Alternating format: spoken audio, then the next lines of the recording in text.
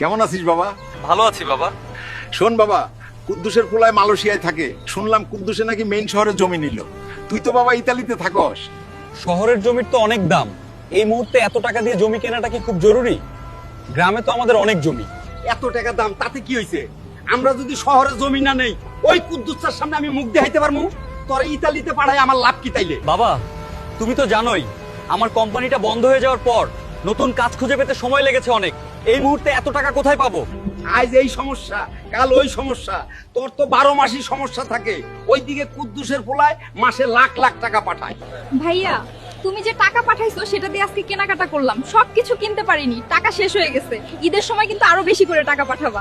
আচ্ছা বোন, সামনের ঈদে শপিং করার জন্য তোকে 30,000 টাকা দিব, তুই শুধু মনোযোগ দিয়ে লেখাপড়াটা করিস। ভাইয়া, তুমি ইতালিতে থাকো, এদিকে আমি পালসার বাইক চালাই।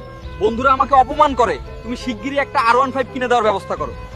হে আল্লাহ, ওই দূর প্রবাসে আমার খোকাকে তুমি সহি সালামতে রেখো, সকল বালা মুসিবত থেকে দূরে রেখো।